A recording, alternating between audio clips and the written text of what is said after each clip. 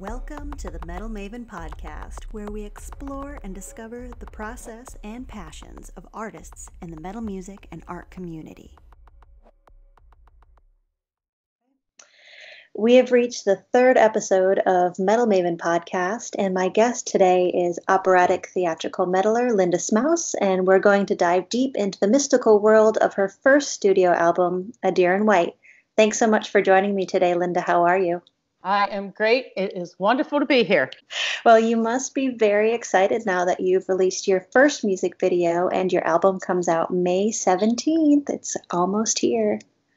It's been a long time coming, and very excited about it. Looking forward to seeing the music actually all the way out there and everybody be able to actually, hear the songs in entirety. And get the feedback and see what everybody thinks. I'm so happy for you, Linda, because I know it takes a lot of work to reach this point. And I'd like to, for a moment, talk about you a bit more. Who is Linda Smouse? What is your musical background? And how did you reach the point where you can now share your unique visions with the world? Wow. I know that was a lot. That's a loaded question right there.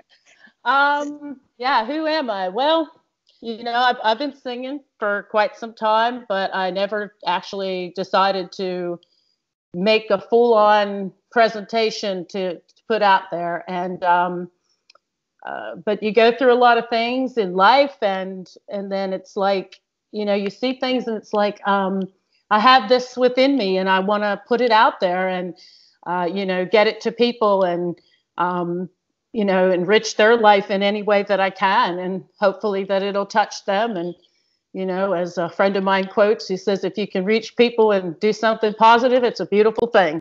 That is a beautiful thing indeed. Did you ever encounter outside resistance to how you wanted to express yourself or make music, getting to this point? Did you have any challenges along the way for that? Oh, absolutely. I mean, when you're a singer, if you want to stay true to yourself and to what is within you, there's always going to be people that like what you are or what you do, but then they want to take it and they want to craft it and mold it and shape it the way that they want for what their purposes are and their agendas are. And it's like you have to stay true to yourself, and that's part of what this album is really all about. And when I went through experiences that I went through, I had some very difficult experiences with people wanting to, not allow me to do what I do. And, they'll, like kind of like loving me in the beginning. And then once, you're in the picture, it's like, oh, yeah, let's change you now.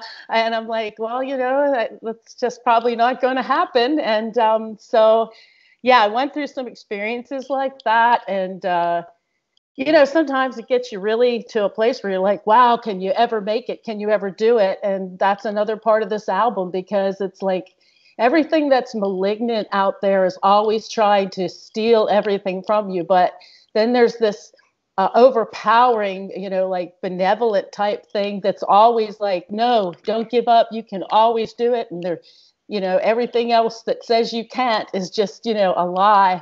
So I keep pressing forward. And one day I came across Dark Passion play from Nightwish. And I literally sat and listened to the songs on the album, mostly Poet and the Pendulum and Meadows of Heaven. And I sat and listened for 12 hours straight. And every time I listened, I was like, I heard something new. And I was like, this is the kind of music I want to do, where you can, everything is expressed, soft tones, loud tones, growls, whatever you needed to put to get the story across. It's made like a picture, like a movie for the imagination. And I think that's wonderful, because every person is a unique individual with their own ability to imagine and create. And so to trigger all that within a person's soul and allow them to just create art within their own mind is a wonderful thing. And to come across that music and to know, like, yeah, this is what I want to do. And then to have the opportunity to do it. Wow, what a gift and what an opportunity. And I've been extremely blessed with the ability to be able to pull this off. Well, it seems like Nightwish has had a huge impact on you, but I was also wondering, were there any other, like perhaps non-musical sources or books or art that fueled your creativity as well? Oh yeah, yeah. I am a huge fan of like the Lord of the Rings and I the thought so. Hobbits and oh yeah, and yeah, the elves. Like I mean, I look at the elves like these are like they got it going on. You know what I mean? Hmm. I mean, it's like you know you want to stay on their good side. They're like perfect. They're beautiful, and they'll be so wonderful to you, but you just never want to get on the bad side. And I just, I look at that as a good thing to endeavor to be, like that. And if I could live with elves in Lothlorien or Rivendell, I would be just, yeah, I'll go live there. So, yeah, and a lot of my characters in the music are based on the elves. I've got a lot of multi-layer characters throughout all of the A Deer in White album. Yeah. Are So, there any of those characters you can speak about today, or are you keeping that on the down low? oh, I mean, Well, I know on your website there's the demon, yeah, absolutely. and then from the samples, I've heard the name Michael. Yes, yes, yeah. So I'm not sure. I'm trying to match it up with the music video, so I'm not sure if Michael is the kind of your right-hand man who's with you, traveling with you. Um, Not exactly. Okay. And yeah, that's one of those things that like, I don't want to like You don't you want to know, reveal that yet. yeah, I don't want to ruin the experience. Mhm. It's like when you play a video game and you're looking for all the okay, where is this thing? Where's that thing? And part of the fun of it is to discover it and search for it and like figure it out. So I don't want to ruin it for the listening audience. So what I found interesting is like, you're inspired by Nightwish and all of these, kind of magical stories, and then mixed in with your own experience as a singer and, meeting that like potential or actually actual resistance to how you wanted to express yourself. It feels like all of these elements together transformed you into the Gothic Prophet. So my next question would be, what is a Gothic prophet? A noun. Like if you had a mythical bestiary description, what would that be? Wow. That's probably the most difficult question that I have to answer. Within myself, I know exactly what and who a Gothic prophet is, but it's such a multi-layered answer because an individual can be a Gothic prophet, but the message itself is a Gothic prophet. It's taking all that benevolent voice that's in the world and hearing it, and then doing something with it, being led with it, either in song or in artwork or in whatever gifting an individual would have, and shining something truthful and positive into such a darkness that it overpowers it and causes, betterness and change and, something more positive. And there's specifics within the A Deer in White and the whole brand of Gothic Prophet, but it's almost like you have to experience and start to build a relationship with the brand in order to understand it, because just like if you were in a relationship with a person, There's no way you're going to really know that person until you just spend time with them and get to experience them. And then you start to go, oh, I get it. I see what it's like. Yeah. And then it starts to get clearer. And I think that's the best I can answer that question at this time till the album is out there and everybody can hear it. Gotcha. So I would think it's like an adventure in the theater of your mind, kind of. Most definitely. Most definitely. What led you to the creation of this album? So in your timeline, did it begin further back as just a small thought in your mind, an unseemly situation that came up that kind of procked this idea that one day like came together as a larger body of work? How did that begin for you, that creative process? Because sometimes people say, I remembered something from when I was younger and I held on to that, held on to that moment. And then I didn't actually think about it again until I was older and had this other idea, and just things begin to link up, and then something beautiful is made from that. So I was just wondering how you got to this point. It's a combination of many events and just a refusal to let go of what I know within myself. And, there's an inward presence of spirit that if you just stay true to it, you can do anything you set out to do. You're going to battle, and it's going to be an adventure.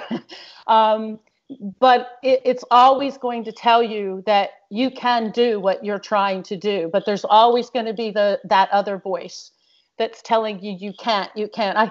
I cannot tell you how many times throughout this whole process and throughout experiences in my life where people in situations would say, you can't do this, and your own thoughts will tell you you can't do this, and yet if you can shut all of that out with the voice that says, oh yes you can, then you find out that you can do it. And I look at this whole experience as I've done it.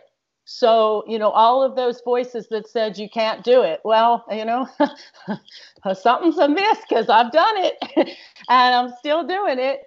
And, we're still adventuring here. We're, every day is still things to do. And I've got things that I learn every day in the process of getting this out, and discovering the audience that is interested in the album. I've been trying to learn as much as I can about the individuals that I'm coming in contact with, and get an idea of what they're looking for, and how I can do what's good for their interest, and make the experience of a Gothic Prophet in their life be something wonderful for them. So yeah, it's always wow, it's a lot. It is indeed. It's this huge message of positivity. It's quite an endeavor to have an album that is meant to be like almost a spiritual experience, and to uplift someone potentially out of a really negative mindset. How did you balance and maintain ambiguity to get this kind of end result for your music, for your album? Wow. Yeah, that has been a challenge. I guess, and that's why I've been so quiet about myself and talking about me, because it's really more about the brand and the spirit of the whole brand. And by focusing on that positive message, on that spirit of the brand, that's what's most important. It's not about any individual, or it's not about me as a singer. It's about the message, and people being able to go and listen to the music and to the message and the whole feel of it. Kind of like when you go to a movie, you go into the movie and you're safe within that movie. You're sitting in the theater, but you get drawn into the movie, and it's like you feel like you're in the movie, and then you come out, and if it was an action movie, then yeah, you're charged. But if it was a drama, maybe you're in tears. It moves people, and that's what I'm trying to do. So I focus more on that to keep the ambiguity. as opposed to like focusing on any individual that's been involved. And yeah, that's the best way I know how to answer that one. Well, it seems like your live performances of this are going to be amazing from what this sounds like. I know you haven't announced any tours yet, but I'm extremely excited for when you do start to tour, because I know you're based in the US, so yes. I should be able to make one of those shows, which I would be honored to go to.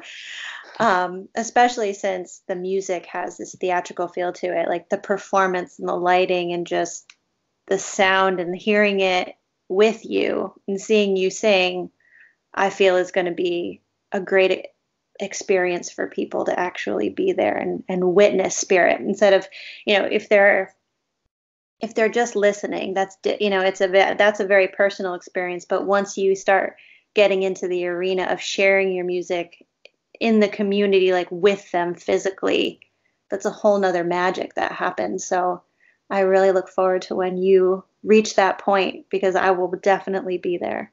Oh, well, I would love for you to be there. Yeah, I look forward to that. Being in a live presentation is probably my happiest place. And I think that the energy that comes with that, because you have everyone coming together, and, your audience, their energy and their adrenaline and what they feel from the music, affects the whole atmosphere. And it's a wonderful encounter when you're sharing what you have with people and they're sharing what they have with you. And I look forward to that greatly myself. And I'm already working on more music, and this album was done in the studio. And I'm still trying to decide if I want to do the next one as a studio. I think what I'd really like to do is start to incorporate actual band members, so that, I can write with them and start to build that part of the brand. But initially I did it with the studio because, that was the best way to accomplish what I was trying to do, since nobody had any idea of the brand except for myself. But after the album is released and people are able to hear it, they'll get a much better understanding of what the brand is about. And so then I can incorporate other individuals. And I hope to actually do that. And I think when you listen to the album, you'll see that there are so many layers of singers and so many, characters. And sometimes you've got multiple characters singing the same words, but yet, they're not meaning the same thing. One's saying it from a negative perspective, one's saying it from a positive. And so that creates a field where I can have, 4 or 5 singers. And I would love to, incorporate having a much bigger production. I have lots of big ideas, but one step at a time. Exactly, little bites, right? But I feel like when I picture, especially since you don't have band members at this moment, it almost has like a Sarah Brightman feel to it, with how she comes out just, a goddess, and she just has beautiful lighting, and I don't know. I'm excited to see what you do next. I know, a little bit at a time. I can imagine, though, right? I imagine all the time. That's how it's partly how you get it accomplished. And Sarah's presentations are amazing. Absolutely amazing. Last question, Linda. Okay. What musical spirit do you want to imbue in your listeners? I think to sum that up in a clear form is the musical spirit I endeavor to breathe into my listeners is one of I'm still on your side, an unstoppable, prophesying, benevolent truth, unconditional love. I love it. I needed to have this talk with you tonight. It was the perfect night for it. It's awesome. It was just, a good positive chat with you. And I'm so happy that you were able to join me tonight and take time out of your day. Thank you for having me. For more information on the enchanted world of Gothic Prophet and to pre-order A Deer in White, out May 17th, visit gothicprophet.com. And visit metalmavenpodcast.com for links to Gothic Prophet's social profiles, videos, and read the full transcript of this interview. Thanks for tuning in, and be sure to subscribe to Metal Maven Podcast on iTunes, Stitcher, Spotify, and Google Play.